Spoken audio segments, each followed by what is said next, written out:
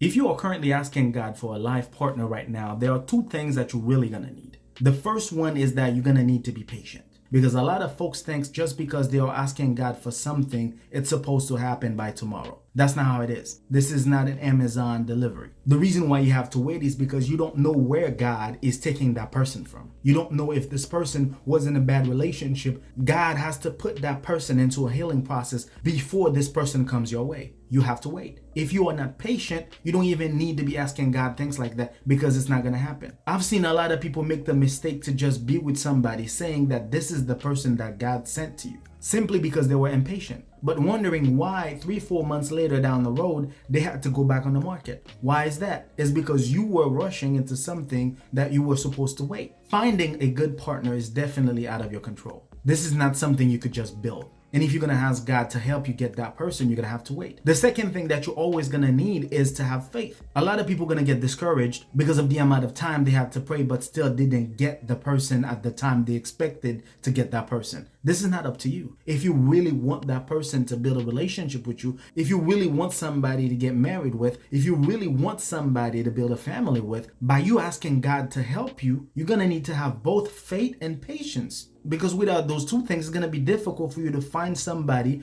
whom you could actually build a real life with. So please, if you are asking God for a long life partner, you're going to need to be patient and you're going to need to have faith. Because without those two things, praying is not going to amount to nothing. On that note, I hope that you guys enjoyed the video. If I've missed something in the process, feel free to let me know in the comments below. For those of you who've been part of the community from the get-go, guys, we really appreciate everything that you do to support the channel. And if you are new around, on this channel, we give relationship advice. If this is something that you're into, be sure to subscribe to the channel and hit the notification bell because we've got a lot to talk about. Until then, take care of yourselves and each other. Peace.